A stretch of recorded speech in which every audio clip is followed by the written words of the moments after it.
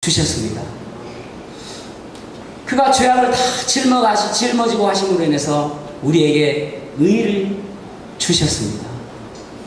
그가 죽음을 맛보심으로 우리에게 생명을 주셨습니다. 또한 그분은 십자가를 나를 사랑하시기 위해서 사랑하시기 때문에 돌아가심으로 인해서 우리를 치유케 하시는 것을 보게 되었습니다. 혼의 영역을 치유하여 주셨어요. 우리가 괴롭고 슬프고 두려워하는 마음들을 평안으로 바꿔주셨어요.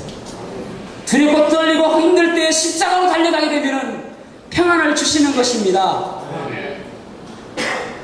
또한 육체적인 회복을 주셨어요.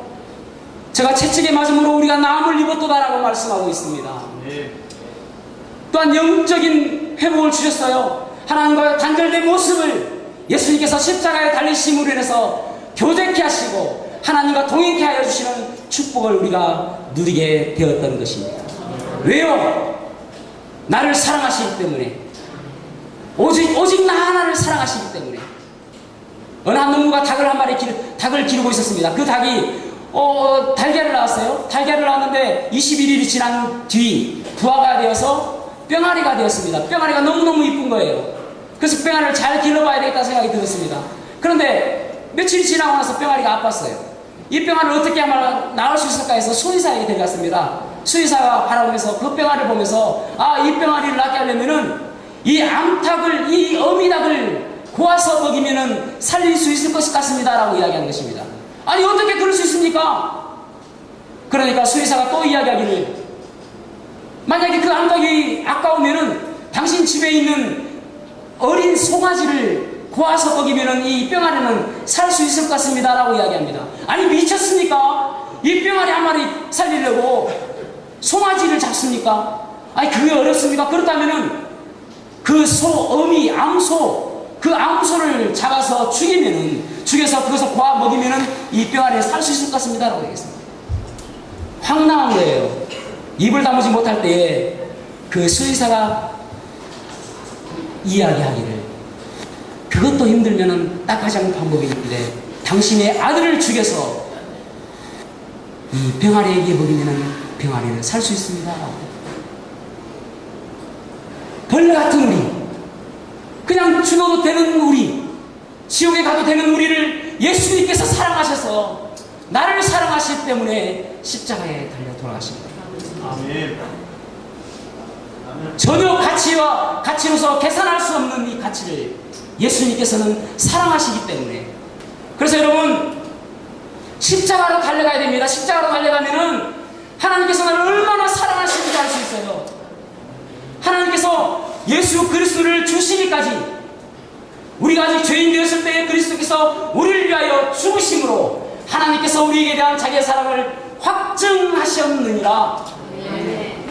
예수 그리스도를 죽이심으로 해서 내가 너를 사랑한다, 그 어떤 것보다도 너를 사랑한다라고 말씀하시는 그 음성을 들을 수가 있는 것입니다. 힘드시죠? 십자가로 달려가시기 바랍니다. 슬프시죠? 십자가로 달려가시기 바랍니다. 괴로우시죠? 십자가로 달려가시기 바랍니다. 누구에게 상처를 받았습니까? 십자가로 달려가시기를 바랍니다. 그러면 회복되죠.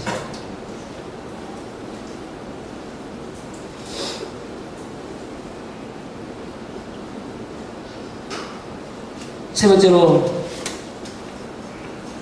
십자가의 은혜를 우리가 살아가야 됩니다. 마가복음 8장 34절에 아무든지 나를 따라오려거든 자기를 부인하고 자기 십자가를 지고 나를 좇을 것이니라 라고 말씀하고 있습니다. 주님의 십자가로 달려가게 되면 결국은 우리의 인생은 십자가의 은혜 안에 살아가는 인생이 되어지게 됩니다.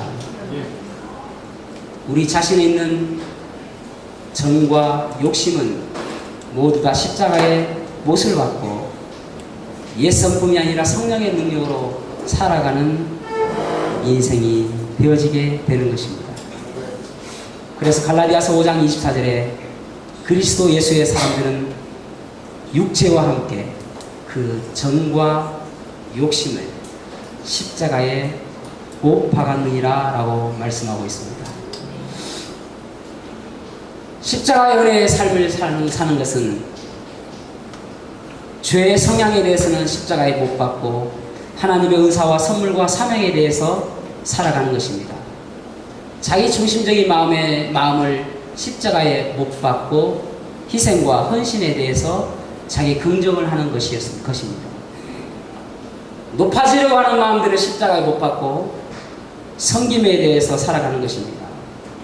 그래서 골로새서 1장 24절에 보면 내가 이제 너희를 위하여 받는 괴로움을 기뻐하고, 다시 한번요, 내가 이제 너희를 위하여 받는 괴로움을 기뻐하고 그리스도의 남은 고난을 그의 몸된 교회를 위하여 내 육체에 채우노라.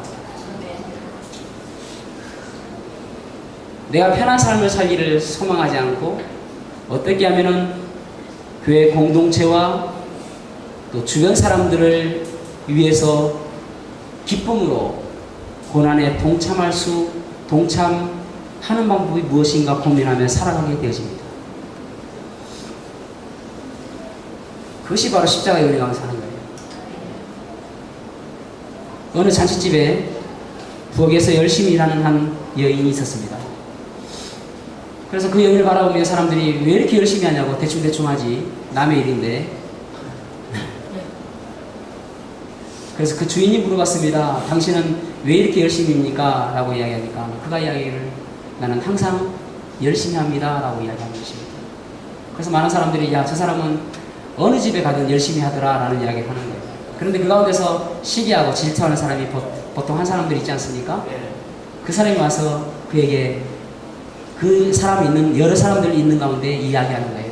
저 여자 과거 있어. 과거 있으니까 저런 거야. 그래서 그 과거가 무엇인가 많은 사람들이 관심을 갖게 되었습니다. 혹시 예전에 전과가 있나?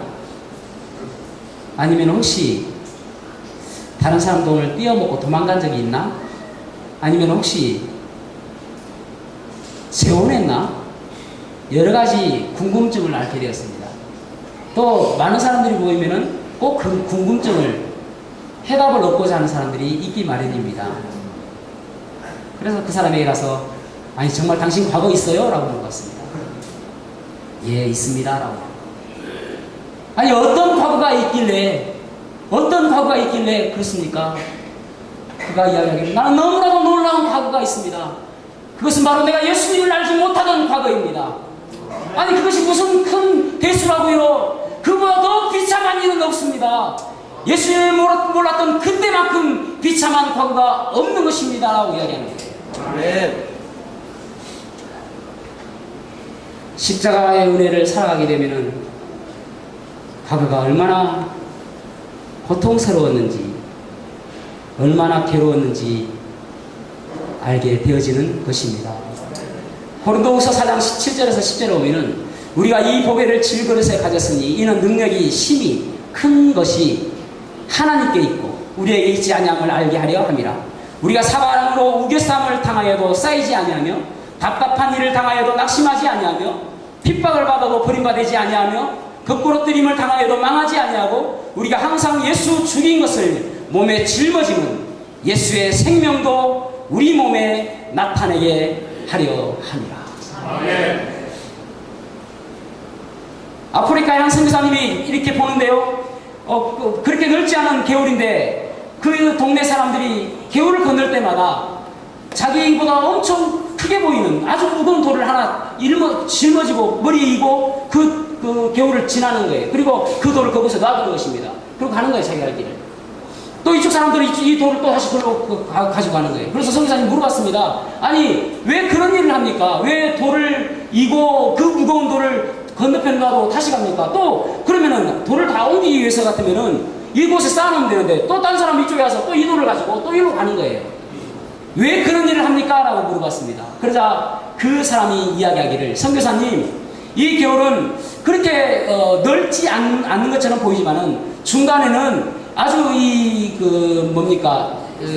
물살이 세가지고 까딱하면 떠내려가게 됩니다. 그런데 조금 더 가보면 낭떠러기가 있어서 떠내려가면 바로 죽을 수도 있습니다. 그래서 우리는 이 돌이 우리에게 고통스럽고 힘들지만은 우리가 가다가 때로 넘어지기도 할 때에 그 돌을 꼭 붙들고 있으면은 내가 물살에 휩쓸려 가지 않고 안전하게 건들 수 있기 때문에 우리는 날마다 이 돌을 머리에 이고 갑니다라고 이야기합니다.